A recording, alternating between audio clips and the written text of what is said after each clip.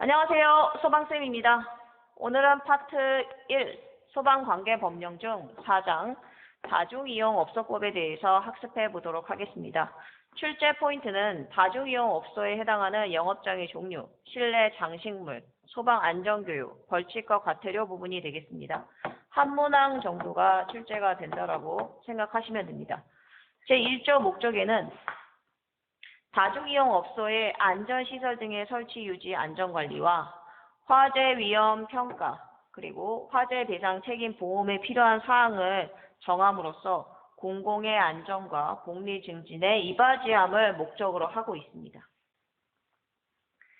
제2조의 용어 부분을 보도록 하겠습니다. 다중이용업소에 해당하는 영업장의 종류가 나와 있는데 별표가 표시되어 있는 영업장이 있습니다. 단란주점, 유흥주점, 노래연습장, 고시원, 산후조리원, 안마시술소, 곤충 사격장 쭉 보시면 PC방과 같은 곳이죠. 찜질방 이렇게 별 표시가 되어 있는 곳은 층별이나 면적 구분 없이 전부 다 다중이용업소로 본다라고 보시면 됩니다. 학원의 경우에는 조금 다릅니다. 300명 이상인 경우에는 다중이용업소이며 100명 이상 300명 미만인 경우에는 같은 건물에 기숙사가 존재하는 경우, 학원이 2개 이상인 경우, 같은 건물에 다른 다중이용업소가 존재하는 경우를 우리는 다중이용업소라고 봅니다. 찜질방과 비교해서 목욕장업을 보도록 할게요. 100명 이상으로 찜질방 시설이 겸비되어 있는 경우 다중이용업소라고 보시면 됩니다. 아래 이 부분이 출제가 가끔 되는데 지상층의 경우 보도록 하겠습니다. 지상 1층은 제외가 됩니다. 보통 1층은 피난층으로서 주 출입구가 있죠. 따라서 지상층이 제외가 되므로 2층 이상의 지상층이라고 보시면 됩니다. 휴게 음식점, 제과점, 일반 음식점의 경우 100제곱미터 이상이면 다중이용업소이고 지하층의 경우에는 66제곱미터 이상이면 다중이용업소라고 봅니다. 지하층의 경우에는 화재 시에 피난이 어렵기 때문에 면적 기준이 조금 더 까다롭게 되겠죠. 그래서 100제곱미터와 66제곱미터를 여러분들이 기억하시면 되겠습니다. 안전시설 등 보도록 하겠습니다. 소방시설 이외에 비상구, 영업장 내부의 피난 통로, 그 밖의 안전시설을 우리는 안전시설 등이라고 하며 대통령령으로 정한다라고 되어 있습니다. 다중이용업소의 경우 실내 장식물을 우리가 방염 처리를 하게 됩니다. 우리가 앞에서 방염에 대해서 학습했었죠. 같은 내용이라고 보시면 됩니다. 건축물 내부의 천장 또는 벽에 설치하는 것이라고 되어 있고 대통령령으로 정한다라고 되어 있습니다. 종이류의 경우에는 두께가 2mm 이상이다라고 해서 2mm 이상을 기억하라고 했습니다. 합성 수지류, 섬유류를 주 원료로 한 물품이나 합판 목재, 그리고 공간을 구획하기 위한 칸막이, 흡음재나 방음재 이러한 것들이 실내 장식물로서 방염 처리가 되어야 된다라고 했습니다. 이때 제외되는 것들이 있는데 가구류나 그리고 10cm 이하의 반자 돌림 때는 방염 처리를 하지 않아도 된다 이렇게 보시면 됩니다. 세 번째, 화재 위험 평가 보도록 하겠습니다. 다중이용업소가 밀집한 지역 또는 건축물에 대해서 화재 위험 평가를 하게 됩니다. 이때 이 화재 위험 평가를 한다는 것은 화재 발생 가능성과 화재로 인한 불특정 다수인의 생명, 신체, 재산상의 피해, 그리고 미치는 영향 등을 예측 분석하고 대책을 마련하는 활동을 우리는 화재 위험 평가라고 보시면 되겠습니다. 괄호 문제 풀어보겠습니다. 불특정 다수인이 이용하는 영업이라고 했기 때문에 답은 다중이용업이다라고 보시면 됩니다. 휴게 음식점, 제과점, 일반 음식점의 경우 어떻게 나눈다? 지상층과 지하층으로 나누는데 지상층의 경우에는 1층이 제외가 된다라고 했습니다. 따라서 2층 이상이 되겠습니다. 면적 기준 얼마였죠? 그렇죠. 100제곱미터 이상. 지하층은 그렇죠. 66제곱미터 이상이라고 했습니다. 문제 풀어볼게요. 2층 이상의 지상층은 면적 기준이 그렇죠. 100제곱미터 이상이고 지하층은 66제곱미터 이상이다. 이때 다중이용업소로 본다 이렇게 보시면 됩니다. 다섯 번째, 밀폐 구조의 영업장 보도록 하겠습니다. 여러분들이 무창층을 떠올리시면 됩니다. 무창층의 개념은 창이 없다가 아니라 창이 개구부라고 했고, 이 개구부가 바닥 면적의 얼마? 그렇죠. 30분의 1 이하인 경우 우리는 창이 없는 무창층으로 본다라고 했습니다. 밀폐 구조의 영업장도 마찬가지입니다. 지상층에 있는 다중이용업소의 영업장 중에서 채광, 환기, 통풍, 피난 등이 용이하지 못한 경우 개구부의 면적의 합계가 영업장 바닥 면적의 30분의 1 이하가 되는 경우를 우리는 밀폐 구조의 영업장으로 본다. 이렇게 이해하시면 됩니다. 여섯 번째, 영업장의 내부 구획 보도록 하겠습니다. 영업장 내부를 이용객들이 사용할 수 있도록 벽이나 칸막이 등을 통해서 구획된 실을 만드는 것을 우리는 영업장의 내부 구획이다 라고 이해하시면 됩니다. 확인 OX 문제, 실내 장식물에 대해서 물어봤죠. 건축물의 내부에 천장 또는 벽에 설치하는 것으로서 행정안전부령 맞나요? 행정안전부가 아니라 대통령령으로 정하는 것이라고 했습니다. 답은 X. 종이 드는 두께가 1mm 이상? 1mm 맞나요? 아니죠. 2mm 이상이기 때문에 X가 되겠습니다. 세 번째, 소방안전교육 보도록 하겠습니다.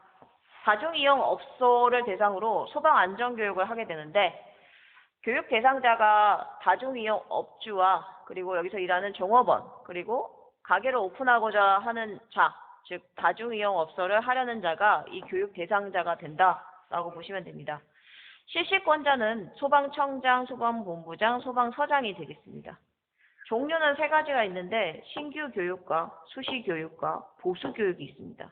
신규의 경우에는 이제 처음 실시하는 교육이기 때문에 다중이용업을 하려는 자, 가게를 오픈하기 전에 신규 교육을 받게 되고 당연히 종업원 또한 종사하기 전에 교육을 받게 됩니다. 수시 교육의 경우에는 뭐냐면 법을 위반한 다중이용 업주와 종업원을 대상으로 하는 교육인데 위반 행위가 적발된 날로부터 3개월 이내에 수시 교육을 받게 된다라고 보시면 됩니다.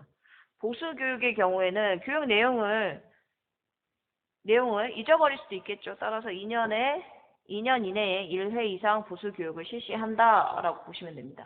괄호 문제 풀어보겠습니다. 소방안전교육 대상자는 다중이용 업주와 여기서 일하는 그렇죠. 종업원 다중이용업을 하려는 자가 교육 대상자가 되겠습니다. 법을 위반한 업주와 종업원은 위반 행위가 적발된 날로부터 3개월 이내에 무슨 교육을 받았었죠? 그렇죠. 수시 교육을 받았습니다. 법을 위반했을 때는 수시 교육을 받는다. 이렇게 기억하시면 됩니다. 네 번째 교육 통보에 대해서 보도록 하겠습니다. 소방청장, 본부장, 소방서장은 신규 교육, 수시 교육, 보수 교육 대상자에 대해서 교육 일시, 장소, 소방안전교육에 필요한 사항을 통보를 해야 됩니다. 언제? 교육일 30일 전까지. 어떠한 방식으로 통보할까요? 그렇죠. 홈페이지에 게재를 해주면 됩니다. 아래 두 가지의 경우에는 교육 대상자에게 알려야 되는데 시기가 정해져 있습니다. 어떤 내용이냐면 신규 교육 대상자 중에서 안전시설 등의 설치 신고, 영업장 내부 구조 변경 신고를 하려는 자는 신고 접수 시에 이 교육 통보를 해줘야 되며 수시교육, 보수교육 대상자의 경우에는 교육일 10일 전에 교육 통보를 한다라고 되어 있습니다. 교육 시간은 4시간 이내를 교육받게 된다. 교육 내용 보도록 하겠습니다. 화재 안전과 관련된 법령과 제도에 대해서 교육받게 되고 다중이용업소에서 화재가 발생한 경우 초기 대응, 대피 요령에 대해서 교육받게 됩니다.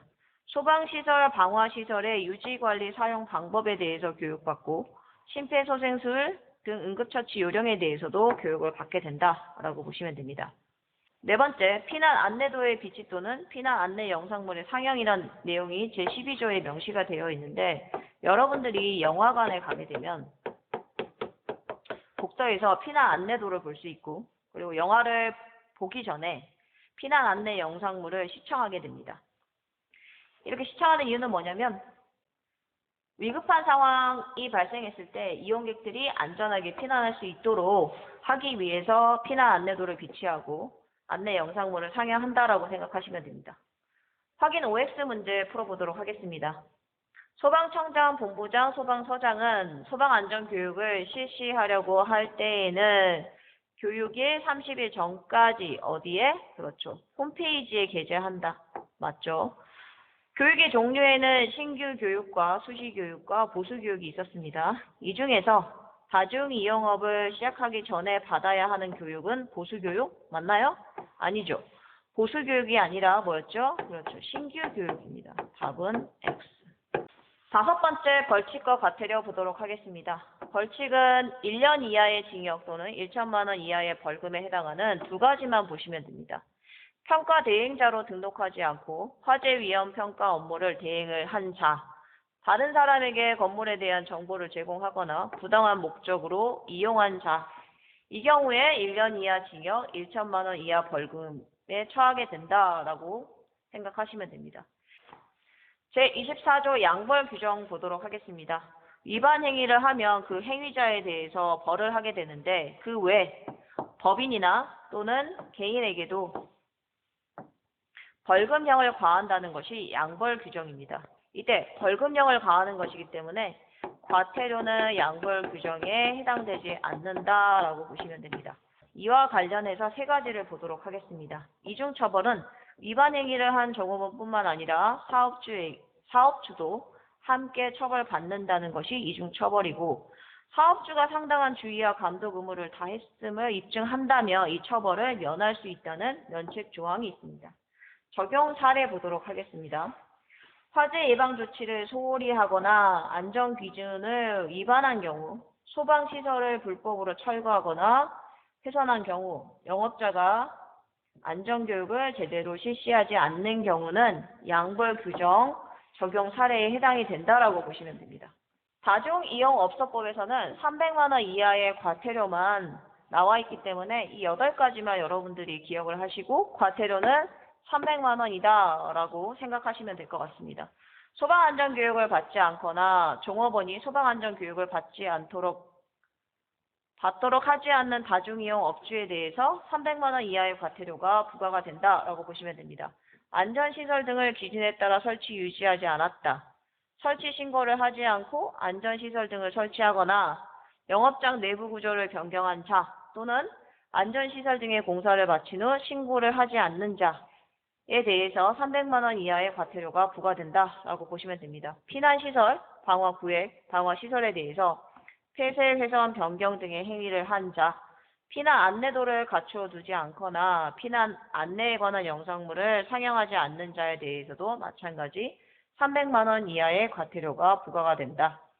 다중이용업주의 안전시설 등에 대한 정기점검 위반 사항은 아래 세 가지와 같습니다. 안전시설 등을 점검하지 않는 자, 정기점검 결과서를 작성하지 않거나 거짓으로 작성한 자, 정기점검 결과서를 보관하지 않는 자에 대해서도 마찬가지 300만 원 이하의 과태료가 되겠습니다. 소방안전관리 업무를 하지 않는 자에 대해서도 300만 원 이하의 과태료가 부과된다라고 보시면 됩니다. 과태료는 대통령령으로 정하는 바에 따라서 누가? 소방청장, 소방본부장 또는 소방서장이 부과 징수한다라고 나와 있습니다. 확인 OX 문제 풀어볼게요. 설치 신고를 하지 않고 안전시설 등을 설치하거나 영업장 내부 구조를 변경한 자에 대해서 300만 원 이하의 과태료는 다 300입니다. 답은 5. 과태료는 대통령령으로 정하는 바에 따라 시도지사가 아니었죠. 누구였죠? 여기. 청장, 본부장, 서장이 부과 징수했었죠. 답은 X. 괄호 문제 풀어보도록 하겠습니다. 소방안전교육을 받지 않거나 종업원이 소방안전교육을 받도록 하지 않은 누구에게? 사장님이죠. 다중이용 업주에게 얼마? 과태료 300만 원 부과. 안내도라고 나와 있기 때문에 앞에 뭐가 들어갈까요? 그렇죠. 피난 안내도를 갖추어 두지 않거나 피난 안내에 대한 영상물을 상영하지 않는 자 마찬가지 300만 원 이하의 과태료가 부과된다라고 보시면 되겠습니다. 다음 시간에는 5장 초고층 재난관리법에 대해서 학습해 보도록 하겠습니다. 수고 많으셨습니다.